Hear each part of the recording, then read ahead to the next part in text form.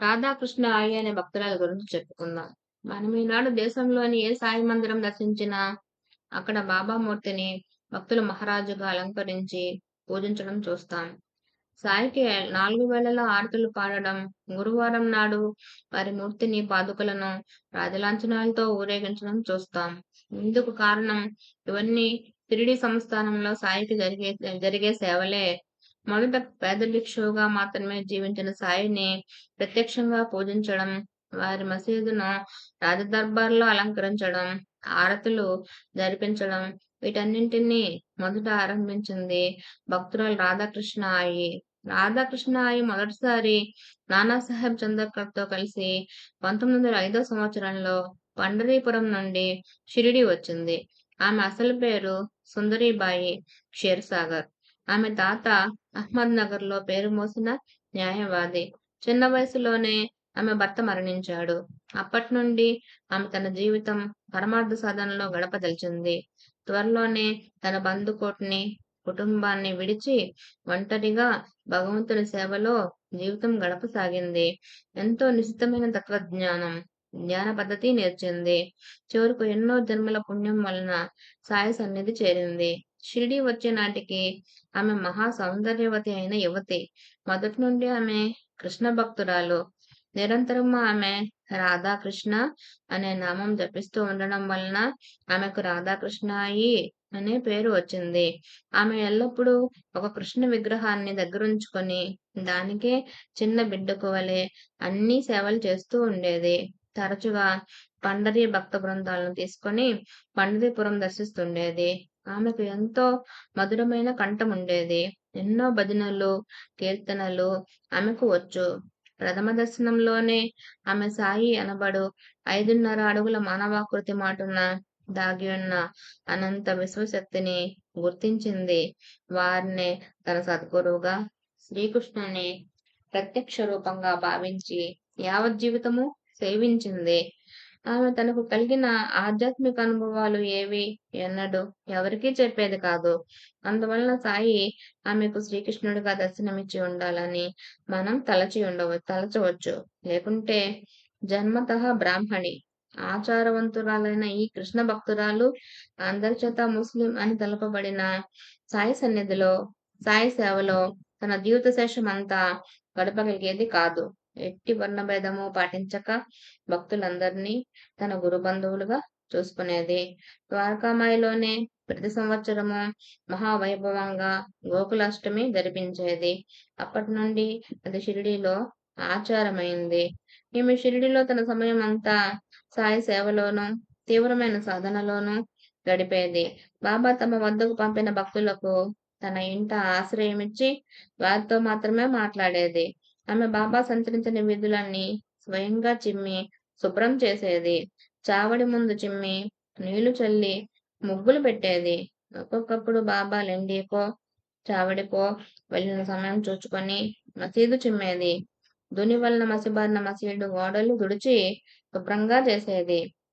రాధాకృష్ణ ఈ ఆధ్యాత్మిక సాధనలో ఎన్నో మెలకువలు తెలిసిన వివేకి. అనన్యంగా తాను ఉపాసించిన శ్రీకృష్ణుడే తనకు సాయిని సద్గురువుగా చూపి వారి సన్నిధి, సేవ ప్రసాదించారని ఆమెను అనుక్షణము గుర్తుంచుకునే జీవించింది. బాబా కూడా ఆమె భావం గుర్తించి నిత్యము మధ్యాహ్నం భిక్షకు వెళ్లి వచ్చాక శ్యామ ద్వారా ఆమెకు ఒక రొట్టె, కూర పంపేవారు. అదే ఆమెకు భోజనం. సద్గురువే తనకు భుక్తి, ముక్తి కూడా ప్రసాదించాలని ఆమె భావం. ఆమె శ్రద్ధను గ్రహించి సాయి కూడా విషయవాసనలను జయించిన భక్తులు కొందరిని ఆయి ఇంట బస చేయమని ఆదేశించారు. ఆమె ఇంటిని ఆయన శాల అనేవారు. అంటే పాఠశాల అని అర్థం. ఉత్తమమైన సాధక జీవితం నేర్పే పాఠశాలయే ఆమె ఇల్లని వారి భావం కాబోలు. మిగిలిన భక్తులు ఎవరిని ఆమె ఇంటికి పొమ్మని చెప్పేవారు కాదు. ఆమె కూడా సామాన్యంగా ఎవరెదుటకు వచ్చేది కాదు. ఇంటి నుండి బయటకు వెళ్ళడం తప్పనిసరి అయినప్పుడు ముఖం నిండా ముసుగు కప్పుకొని మాత్రమే వెళ్ళేది. ఒకసారి అకస్మాత్తుగా నీమ్గాకు వెళ్తుంటే ఆమె త్వరగా వెళ్ళి నమస్కరించుకున్నప్పుడు మాత్రమే ఆ తొందరలో ఆమె ముసుగు వేసుకోవడం మర్చిపోయింది. ఎన్నో మాసాలు షిరిడీలో గడిపిన పాపర్దే ముసుగు లేకుండా ఆమెను చూడడం అదేనని తమ డైరీలో రాసుకున్నాడు. ఆమె తమ ఆశ్రమ ధర్మాన్ని అనుసరించి ఎప్పుడూ తెల్ల వస్త్రాలే ధరించేది. వాటిని బాబాయే ఆమెకు పంపుతూ ఉండేవారు. రోజు విడిచి రోజు బాబా చావడికి వెళ్ళిన తర్వాత ఆమె మసీదుకు వచ్చి అతడి మెట్ల మీద 5 ఒత్తులు గల ప్రమిదలు పెట్టి దీపాలు వెలిగించి వెళ్ళేది. కొందరు భక్తులను ఆమె ఇంటి వద్ద బస చేయమని బాబా ఎందుకు ఆదేశించేవారో ఆ భక్తుల స్మృతులు చూస్తే తెలుస్తుంది. ఉదాహరణకు వీరిలో తర్వాత శ్రీ సాయి స్వర్ణానందగా ప్రసిద్ధికెక్కిన వామనరావు పటేల్ ఒకరు. సదాచార సంపన్నమైన గుజరాత్ బ్రాహ్మణ కుటుంబంలో 1886లో జన్మించిన ఇతనికి బాల్యంలోనే దైవభక్తి అబ్బింది. అతడు తన 7వ సంవత్సరం నుండి నిత్యము స్థానిక సోమనాథ దేవాలయానికి వెళ్తూ ఉండేవాడు. ఒకరోజు దాని ఎదుట అతనికి ఒక మహా తేజస్వి అయిన ఫకీరు కనిపించారు. ఆ పిల్లవాడు ఆ దివ్య వర్చస్సుకు మంత్రముగ్ధుడయ్యాడు. తర్వాత అతడు 22వ ఏట అంటే 1911లో మొదటిసారి బాబాను దర్శించి తనకు రూ. 15 సంవత్సరాల కిందట దర్శనమిచ్చిన ఫకీరు వారేనని గుర్తించారు. 1913లో వేసవి సెలవుల్లో రెండోసారి షిరిడీ వచ్చారు. సెలవులయ్యాక అతడు తిరిగి వెళ్ళడానికి సెలవు కోరినప్పుడు బాబా అనుమతించక సుమారు 11 మాసాలు అతన్ని షిరిడీలోనే ఉంచేశారు. 1916లో ఒకరోజు కొందరు గురు బంధువులను షిరిడీకి సాగనంపాలని రైల్వే స్టేషన్కు వచ్చిన నవామనరావు చిత్రమైన ప్రేరణ వలన కట్టుబట్టలతో తాను కూడా షిరిడీలో చేరాడు. అక్కడ సాయి అతన్ని చూస్తేనే రా, నేను నీకోసమే ఎదురు చూస్తున్నాను అన్నారు. ఆయన తనని ఎంతగానో అనుగ్రహించగలరని తలచి పొంగిపోయాడతడు. అప్పట్లో అక్కడ బూటీవాడ కట్టుబడి జరుగుతోంది. ఒకరోజు వామనరావు తన దగ్గరగా కూర్చుని ఉండగా దానిపై నుండి ఒక రాయి జారి అతని తల మీద పడింది. అతడు స్పృహ తప్పి పడిపోయాడు. ఆ మాట వినగానే బాబా ఒక మందు పంపారు. అది వేయగానే అతనికి స్పృహ వచ్చింది. అతడు కళ్ళు తెరిచేసరికి అతని హృదయం అంతా దివ్యమైన పారవస్యంతో నిండి ఉన్నది. అది 1953లో సన్యసించి శ్రీ సాయి స్వర్ణానందగా గుజరాత్ ప్రాంతం అంతటా నిరంతరం సాయ ప్రచారం చేశారు. ఈ సాయి స్వర్ణానంద తమ స్మృతులు ఇలా రాశారు. ఒకసారి నేను దీక్షిత్ వాడలో బస చేశాను. ప్రఖ్యాత న్యాయవాది అయిన కాపర్దే హైకోర్టు జడ్జిగా పనిచేస్తున్న షింగానే కూడా షిరిడీలో ఉన్నారు. ఒకనాటి సాయంత్రం నేను షింగానేతో కలిసి బాబా వద్దకు వెళ్ళాను. నేను అందరితో మాట్లాడుతూ షింగాన్నతో మాత్రం ఎంతో సంతోషంగా అరగంట మాట్లాడి ఎంతో సమృద్ధిగా ప్రసాదం ఇచ్చారు. తర్వాత వాడాకు వచ్చేసాము. కొద్దిసేపు ఆగి నేను మళ్ళీ బాబా వద్దకు వెళ్తే ఆయన నీవింక వెళ్ళవచ్చు. మళ్ళీ మళ్ళీ తిరిగి రావడం వలన ఒరిగేదేమున్నది అన్నారు. కనుక నేను బయలుదేరి కాలినడకన రహాటా రోడ్డు మీద కొంత దూరం వెళ్ళి ఒక చెట్టు కింద కూర్చున్నాను. అక్కడ విష్ణుబువ రాసిన గీత చదువు అని ఒక అశరీరవాణి వినిపించింది. అటు తర్వాత నుండి నిత్యము బాబాను ఉదయము సాయంత్రము దర్శించుకోసాగాను. మొదట్లో కాపర్దే షింగానేలతో కలిసి మాత్రమే వెళ్తూ ఉండేవాడిని. 3వ రోజు మా తండ్రి గారి జన్మదినం. ఆయన కోరినట్లు నేను బాబా ముందు జామ పండ్లుంచి అవి మా తండ్రి గారి జన్మదిన సందర్భంగా సమర్పించుకుంటున్నానని చెప్పాను. అవి అందరికీ పంచమని ఆయన ఒక భక్తుని ఆదేశించారు. నాటి నుండి నేను బాబాను మధ్యాహ్నం కూడా దర్శించేవాణ్ణి. కానీ నేను ఆయన వద్దకు వెళ్లకుండా మసీదు మెట్ల మీదనే కూర్చునేవాణ్ణి. ఒకరోజు నేను అక్కడ కూర్చుని ఉండగా ఒక భక్తుని ద్వారా బాబా నాకు ఒక కలకండ ముక్క పంపారు. అది తిన్న కొద్దిసేపట్లో నేను న్యాయశాస్త్ర పరీక్ష LLB పాస్ అయినట్లు మా నాన్న వద్ద నుండి జాబు వచ్చింది. నేను ఆ వార్త వాసు కాకాకు చెబితే బాబాకు నైవేద్యం అర్పించమని చెప్పాడు. అప్పుడు హడ్డే కూడా అక్కడే ఉన్నారు. అతడు కూడా పరీక్ష పాస్ అయినట్లు వార్త వచ్చింది. అతను కూడా బాబాకు నైవేద్యం అర్పించమని ఒక భక్తుడు చెప్పాడు. వాసు కాక నైవేద్యం సిద్ధం చేసి బాబా సాయంత్రం వ్యాఖ్యాలికి బయలుదేరక ముందే మాకు అందించాడు. అది ఒక పెట్టెలో పెట్టుకుని బాబా వద్దకు తీసుకెళ్ళాము. అప్పుడు ఆయన దారిలో దేన్ని పట్టించుకోనకుండా ఈ లడ్డూ తీసుకొచ్చావేమి అని ఆ పెట్టె కొండాజీకి ఇచ్చారు. అతడు ఆ పెట్టె తెరిచి ఆయనకు లడ్డూ ఇచ్చాడు. నాకు బాబా మాటలతో పరిచయం లేనందున వారి భావమేమో నాకు అప్పుడు అర్థం కాలేదు. కానీ కొద్దిసేపటికి తెలిసింది. నేను రోడ్డు మీదుగా వస్తున్నప్పుడు ఒక కుక్క నా వెంబడే వచ్చింది. నేను దాన్నేం పట్టించుకోలేదు. బాబా చెప్పింది దాని గురించే. వామనరావు పాటిల్ ఎప్పుడు షిరిడీ వచ్చినా తన విరామం అంతా ఆయి వద్ద గడిపేవాడు. ఆమె మాట్లాడే ప్రతి మాట సాయి మాట అని తలచవచ్చని ఆయన రాశాడు. ఆమె ఆయనకు భోజనం చేసేటప్పుడు సాంఖ్య యోగంలో చెప్పిన తత్వాలకు సంకేతంగా భోజనాన్ని ఎలా భావించాలో నేర్పింది. ఆమె కూడా తమ విరామ సమయం అంతా ఇలాంటి సద్భక్తుల సాంగత్యంలోనే సాయినామం జపిస్తూ ఉండేది. అయితే ఎంతటి భక్తురాల్ని సాయి తమ ఎదుటకు రానిచ్చేవారు కాదు. పొరపాటున ఒకసారి ఆమె ఎదుట పడినప్పుడు ఆయన ఉగురులై ఆమెపై రాళ్లు విసిరి తీవ్రంగా తిట్టారు. ఈమె ఇంట బస చేయమని సాయి ఆదేశించిన వారిలో శ్రీమతి తాక్కడ్ ఒక ఆమె. కానీ తాను చెప్పిన పనులన్నీ త్రికరణ శుద్ధిగా చేసేటట్లయితేనే ఆమెకు ఆశ్రయం ఇస్తాను అన్నది ఆయి. అందులో ఆమె మాట ఎంతో పరుషంగా ప్రతి చిన్న పొరపాటుకు ఆమె తీవ్రంగా చివాట్లు పెట్టేది. అందుకు అంగీకరించిన శ్రీమతి తాక్కడ్ కూడా బాబా తమకు ఎంతో కఠోరమైన పరీక్ష పెట్టారని తలచి మొదట బాధపడింది. కానీ రోజులు గడిచిన కొద్దీ నిరంతరం సాయి సేవ, సాయి ధ్యానముల వలన ఆయిలో మేల్కొంటున్న దివ్య దృష్టి, దివ్య శ్రవణము, ఇతరుల భావాలను గ్రహించగలగడము వంటి శక్తులను శ్రీమతి తాక్కడ్ గుర్తించింది. ఎవరి నుండైనా శ్రీమతి తాక్కడ్కు కబురు వస్తే ఆమె ఏ సమాధానం చెప్పదలుచుకుంటుందో అదే ముందుగా ఆయి చెప్పి పంపేసేది. సాయి ఎప్పుడు ఎట్టి విచిత్రమైన ఆదేశం పంపించినా ముందుగానే ఆయి దానికి తగిన ఏర్పాట్లు చేసేది. ఇవన్నీ చూచాక తనకు ఆధ్యాత్మికంగా శిక్షణ ఇవ్వడానికే సాయి తనను ఆయి ఇంట ఉంచారని శ్రీమతి తాక్కడ్ గుర్తించింది. రాధాకృష్ణ ఆయిలో బాబా పట్ల తీవ్రమైన శ్రద్ధ భక్తులతో పాటు విశిష్టమైన అధికారము, ఆకర్షణ ఉండేవి. ఆమె ఏదైనా చెబితే కోటీశ్వరుడైన బూటీ దగ్గర నుండి అందరూ తలవంచా పనిచేసేవారు. సాయి నిత్యము ఎండలో నడిచి లెండీకి వెళ్ళేవారు. కనుక దారి పొడవునా రెండు వైపులా వంచిన ఇనుప కమ్మెలు నాటి వాటి పక్కనే లతలు మొలిపించాలని సాటి భక్తులందరికీ ఆమె చెప్పింది. అందరూ నడుము కట్టి శ్రమించి ఆ పని పూర్తి చేశారు. నిత్యము అందరి చేత ఆమె మొక్కలకు నీళ్లు కూడా పోయించేది. కొద్ది కాలానికి అవి బాగా పెరిగి అల్లుకొని ఎండికి వెళ్లే మార్గమంతా ఒకే పందిరిలా అయింది. బాబా వాటి కిందనే నడిచి లెండికి వెళ్ళేవారు. ఆధ్యాత్మిక సాధనలో ఎన్నో మెలకువలు తెలిసిన వివేకి రాధాకృష్ణ అయ్యి నిత్యము సాయి సన్నిధిలో నివసించే భక్తులకు ఎదురయ్యే ప్రమాదాలు గుర్తించి భక్తులు వాటిని నివారించుకునే సాధనాలు ఏర్పరిచింది. సాయి సంపూర్ణమైన భగవత్ అవతారమైన భక్తులతో సామాన్య బాణువులా మెసలుకునేవారు. అతి పరిచయం వలన భక్తులు వారి దివ్యత్వాన్ని మరచి వారి సన్నిధిని సద్వినియోగపరచుకోలేకపోయే ప్రమాదం ఉన్నది.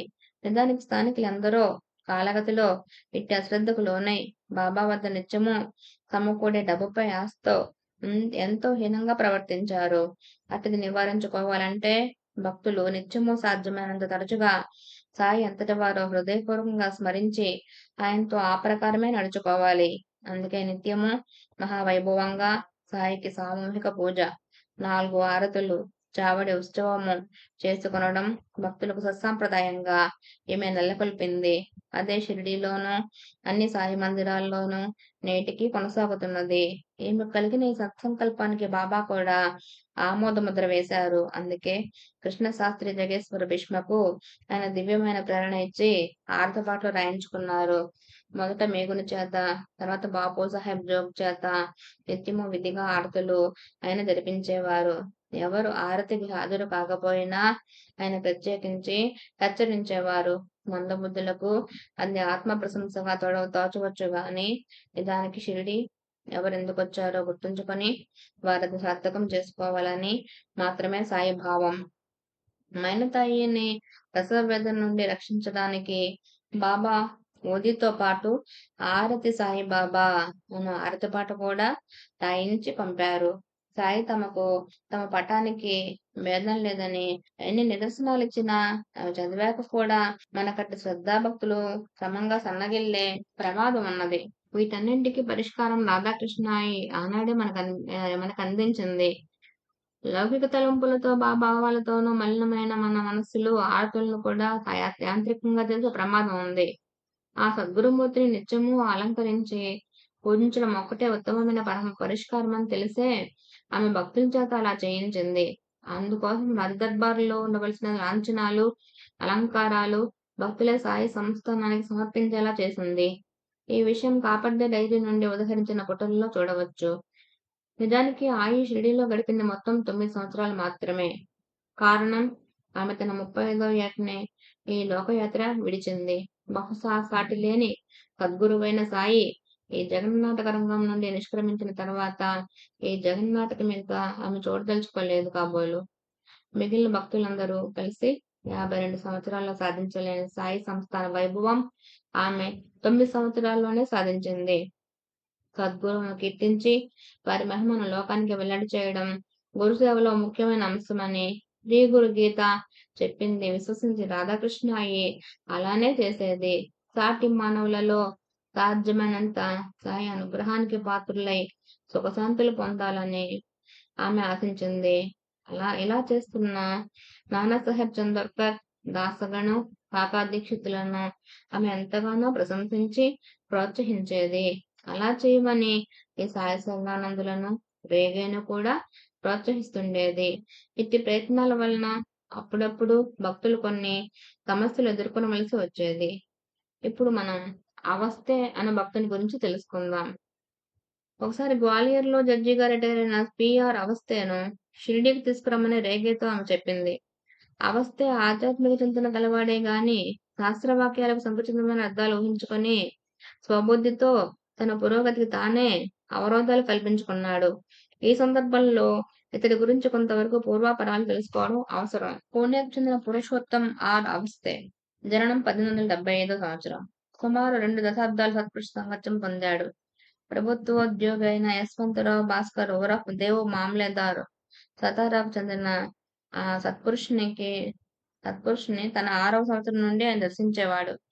ఉదాహరణకు ఒకసారి ఉదారుడైన దేవ్ మామ్లేదార్ ఒక పేదవాని వివాహానికి ప్రభుత్వ నిధి నుండి ధన సహాయం చేశాడు. మామ్లేదార్కు సమయానికి తన వద్ద పైకం లేకపోవడంతో తన పైకం అందగానే ప్రభుత్వ ఖజానాలో జమ చేయవచ్చని తలచి అతడలా చేశాడు.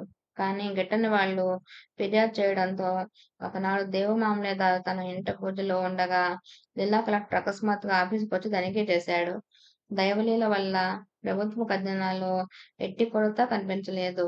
సుమారు 20 సంవత్సరాల వరకు తరచుగా అవస్థే ఈయనను దర్శిస్తున్న ఆ తర్వాత విద్యార్థి దశలో అతని విశ్వాసం సడలింది.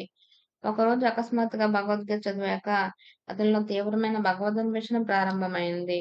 ఒకనాడు అతడు మేనమామ ఆ కాలంలో జీవిస్తున్న మహాత్ముల గురించి చెప్పాక దానికి తోడు 1906లో మహాత్ముల చరిత్రలు శ్రద్ధగా చదివాక శ్రీ దోండి మహారాజ్ పలుస్కును దర్శించాడు అవస్థే. దారిలో భగవద్గీత 4వ అధ్యాయంలో 34వ శ్లోకంలో మహాత్ములు ఆత్మ సాక్షాత్కారం ప్రసాదించగలరని చదివి ఆ సిద్ధపురుషుని పరీక్షించదలిచాడు. కానీ పలుస్లో ఒక ఆలయం వెలుపల కూర్చుని ఉన్న దొండి మహారాజును చూడగానే ఆయన శూద్రుడని తలచి ఆయనకు నమస్కరించలేదు. అతనిని ఆలయంలోకి వెళ్ళమని ఆయన గద్దించారు.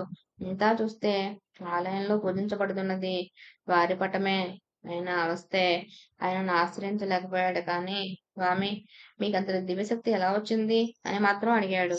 ఆయన రామ్ రామ్, రాజారాం, సీతారాం అని స్మరిస్తూ ఉండు, సర్వము సిద్ధిస్తుంది అని చెప్పి తాము ఎవరికి గురువు కాదల్చలేదని చెప్పి ఆశీర్వదించి పంపేశారు. తర్వాత పరమహంస అయిన ఒక బ్రాహ్మణ గురువును దర్శించి బ్రహ్మజ్ఞానం ఎలా వస్తుందని అడిగాడు అవస్థే. ఆయన అవస్థను పడుకోమని చెప్పి అతని పక్కనే పడుకొని ఏమీ భయపడవద్దు అని హెచ్చరించి అతని గొంతు మీద చేయి వేసి గట్టిగా నొక్కేశారు. అవస్థే భయపడి వారి పట్టు విడిపించుకోదలిచాడు. ఆయన, నువ్వు బెరికివాడివి, నీకు బ్రహ్మజ్ఞానం కలగదు, వెళ్ళిపో అన్నారు. తర్వాత అవస్థే పూణేలోని ఒక ధర్మశాలలో ఒక మహాత్మురాలిని దర్శించాడు. అప్పుడు ఆమె వద్ద ఎందరో భక్తులున్నారు. అవస్థే ప్రభుతులు మరొక 5 నిమిషాలలో తమకు దర్శనం అవ్వకుంటే వెళ్ళిపోవాలనుకుంటున్నారు. వెంటనే ఆమె తాను చనిపోతున్నానని చెప్పి ముసుగు పెట్టి పడుకుంది. అందరూ వెళ్ళిపోగానే ఆమె లేచి అవస్థే ప్రభుతులను పిలిచి వారికి మాత్రమే దర్శనమివ్వడానికి నియుక్తి చేశానని చెప్పింది. అప్పటి నుండి అవస్థే ఆమెకు తరచుగా దర్శిస్తూ ఉండేవాడు. ఆమె మాట్లాడుతుంటే భక్తుల మనసుల్లోని ప్రశ్నలన్నిటికీ సమాధానం దొర్లుతూ ఉండేవి. కానీ అవస్థే ఎవరిని గురువుగా స్వీకరించడం దాల్చలేదు. అందుకు కూడా అంగీకరించి ఆమె అతనికి పంచాక్షరి ఉపదేశించింది. శాంతి అనే చిత్రమైన పాప దైవ సంస్కారం కలది కనిపించి నీవు సాక్షాత్కారం కోసం శ్రీరాముని ప్రార్థించు, నేను కూడా ప్రార్థిస్తాను అన్నది. నాటి రాత్రి శ్రీరాముని రూపంలో నేను వక్షస్థలం కింది భాగం దర్శనం అవడంతో ఆయన భక్తుడు భయపడి ఆ సాధన మానివేశాడు. తర్వాత రాధాకృష్ణ ఈ ఇంట బస చేయడానికి అవస్థే రేగలు వెళ్లారు. అవస్థకు ఆమె ఒక సద్గురువులా కనిపించింది. అంతేకాక వెనుక పూణేలో దర్శించిన మహాత్మురాల గురించి ప్రస్తావించింది. అప్పుడు అతడు ఆమెను తమ గురు సోదరిగా మాత్రమే తలచగలనన్నాడు. ఆమె అయితే నేను చనిపోయినా కూడా నీవు అంగీకరించేలా లేవే అన్నది. అతడు అంగీకరించాను అన్నాడు. వెంటనే ఆయి తాను చనిపోతున్నానని కేకవేసి నేలపై చనిపోయినట్లు పడిపోయింది. వెంటనే అతనికి తన మొదటి గురువు చేసిన యుక్తి జ్ఞాపకం వచ్చింది. అప్పుడు అతడు ఆమె ఒడిలో తలపెట్టి కన్నీరు కార్చి ఆమెను బ్రతికించాలన్న సంకల్పంతో గట్టిగా పంచాక్షరి మంత్రం ఉచ్చరించాడు. కాని ఆ మంత్రం ఎన్నడూ పైకి ఉచ్చరించరాదని అతని గురువు ఆదేశించింది. అంతేకాక 16 సంవత్సరాలు ఆ మంత్రం జపించిన పుణ్యమంతా ఆయన్ని బ్రతికించడానికే ధారపోస్తున్నానని సంకల్పించాడు. వెంటనే ఆమెకు స్పృహ వచ్చి, నీవు వెళ్ళి నీ పని చూసుకో పో అన్నది. ఆమె బ్రతికినందుకు అతడు సంతోషించాడు కానీ, తన గురువు ఆజ్ఞ ఉల్లంఘించి ఆ మంత్రం పైకి ఉచ్చరించినందుకు పరితపించాడు. తాను షిరిడీకి రావడం గురుద్రోహమని భయపడ్డంతో అతనికి మతిస్థిమితం తప్పింది. అతనికి ఒక్కొక్కరే దేవతలు కనిపించసాగారు. అప్పుడు ఆయి ఈ ప్రదర్శన చాలించి పడుకుని నిద్రపో అని కసిరింది. ఇలా 2 రోజులు గడిచాయి. చివరకు 4 గురువుల మధ్య అర్థం లేని భయాలతో చిక్కిన అవస్థే మనస్సుకు సంకేతంగా రేగే ఒకే దారానికి 4 పువ్వులు కట్టి ఆ చిక్కు విడదీయమని బాబా వద్దకు పంపారు. ఆయన వాటిని వాసన చూచి వీటిని సాల వద్దే విడదీయాలి అన్నారు. తర్వాత మధ్యాహ్నం తన భోజన పళ్ళెం కింద ఒక అన్నం ముద్ద దాచి ఉంచి దాన్ని పిండంగా బాబా స్వీకరిస్తే తన గురువు బాబాలోనే ఉన్నదని నమ్ముతానని మనసులో అనుకున్నాడు అవస్థే. కానీ మసీదులో అడుగు పెట్టగానే అతడు కాలు జారి ఆ ముద్ద కింద పడింది. దాన్ని అతడు చేతిలోకి తీసుకొని బాబా దగ్గరకు వెళ్ళగానే ఆయన చేయి చాపి అది నాకివ్వు, అది స్వీకరించి నీవు కోరిన వారికి నేను చేర్పిస్తాను అన్నారు. అంతటితో అవస్థకు ఆవేశం వచ్చి, ఓహో, నా గురువు చనిపోయింది కదా, మరి ఈయన బ్రతుకున్నాడేమిటి అని కేకపెట్టాడు. అతనికి ఎక్కడ చూసినా బాబా కనిపిస్తున్నారు. ఆయన తమ మంత్రశక్తితో తనను చంపాలని చూస్తున్నారని భ్రమించి అతడు కేకలు పెడుతూ పిచ్చివాళ్లా ప్రవర్తించాడు. భక్తులు వెంటనే అతని మసీదు నుండి తీసుకెళ్లిపోయారు. సాయి దివ్యావతారమని ఎవరంత చెప్పినా అతడు అంగీకరించలేదు. సాయి తనపై మంత్ర ప్రయోగం చేస్తున్నారని తలచి దాన్ని పారద్రోలడానికి శ్రీరామ్ శ్రీరామ్ అని కేకలు పెట్టసాగాడు. అయితే ఆయితో కూడా ఏమిటి, నిన్ను నాశనం చేయడమే కాక నన్ను కూడా చంపాలని చూస్తున్న ఆ దుష్టమాంత్రికుడి చేతిలో చిక్కావని కేకలేశాడు. అప్పుడు ఆయి రేగే సాయి వద్దకు వెళ్లి అవస్థను చిత్తభ్రమ నుండి కాపాడమని ప్రార్థించారు. బాబా ఏమీ మాట్లాడలేదు. రాత్రంతా అతడు అలానే కేకలేస్తున్నాడు. తెల్లవారగానే చావడిలో సాయి అత్యంత మధురమైన కంఠంతో అల్లా మాలిక్ అని కేకలేశారు. ఆయి ఇల్లు అక్కడకు దగ్గరే కనుక ఆ వాణి అతని చెవిన పడగానే అతని భ్రమలన్నీ తొలగిపోయాయి. తన బుద్ధి వికారాలకు అతని మనసులోనే క్షమాపణ చెప్పుకున్నాడు. బాబా ఉదయం ఆరతయ్యాక రేగేను పిలిపించి ఆ పిచ్చివాణ్ణి షిరిడీ నుండి తీసుకుపోండి అని ఆదేశించారు. గుర్రపు బండి సిద్ధం కాగానే గ్రామద్వారం వద్ద ఆ ఇద్దరూ బాబాకు నమస్కరించి బయలుదేరారు. అయినప్పటికీ అప్పటి నుండి సృష్టిలోని ప్రతి మగ ప్రాణి సాయిగాను, ప్రతి ఆడప్రాణి ఆయి రూపంగాను తోచసాగాయి. ఈ అనుభవం లెండీబాగ్ దాటేదాకా కొనసాగి అటు తర్వాత అంతరించింది. అటు తర్వాత అవస్థే కొద్దిసార్లు తన మిత్రులతోనూ, కుటుంబంతోనూ కలిసి వచ్చి బాబాను దర్శించాడు. అవస్థ వృత్తాంతంలో మనం గుర్తించవలసిన ముఖ్యాంశాలు 3 ఉన్నాయి. అతడు ఒక వంక మహాత్ముల సాంగత్యం కోరుతున్నాడు. మరొక వంక వాళ్ళల్లో ఎవరిని గురువుగా స్వీకరించడానికి అతడు అహంకారం అడ్డుపడింది. ఒక వంక అందరినీ ఆత్మజ్ఞానం కోరుతున్నాడు. మరో వంక సాక్షాత్కారం అవబోతుంటే భయపడి ఆ సాధన మానుకుంటున్నాడు. ఒక వంక షిరిడీ రావడం గురుద్రోహం అనుకుంటున్నాడు. మరొక వంక తను అర్పించిన పిండం బాబా స్వీకరిస్తే ఆయన తన గురువు ఒక్కరేనని నమ్ముతాననుకున్నాడు. కానీ అలా జరిగినా కూడా బాబా దుష్టులైన మాంత్రికుడన్న భావం విడవలేకపోయాడు. ఒక వంక తన మొదటి గురువును కూడా అతడు గురువుగా అంగీకరించనన్న షరతు మీదనే ఆమె దగ్గర ఉపదేశం తీసుకున్నాడు. కానీ అటు తరువాత షిరిడీకి బయలుదేరగానే ఆమెయే తన గురువని, షిరిడీ రావడం గురుద్రోహమని తలచాడు. అందుకే అతని గురించి బాబా పిచ్చివాడు అని మొదటనే చెప్పారు. అతని విషయంలో బాబా గురించి కూడా మనం గమనించవలసిన అంశం ఒకటున్నది. ఇంత చిక్కైన మనసు గల భక్తుని తన చెంతకు తీసుకువచ్చి ఇంత గొడవ జరిగినందుకు మరొక గురువైతే రేగే ఆయిలపై ఎంతో చికాకు పడేవాడు. కానీ జరగబోయే గొడవంతా ముందుగా తెలిసినా కూడా రేగేపై సాయి కించిత్తు కూడా చికాకు పడలేదు. ఆయి ఇంట ఇంత గొడవ జరుగుతున్నా ఆయిపై గాని రేగేపై గాని ఆయన కోపగించుకోలేదు. వారిద్దరూ అవస్థకు భక్తి విశ్వాసాలు కలిగించాలని పడిన తాపత్రయానికి సాయి కూడా వారిపై దయతో దోహదం చేయాలని చూచారు.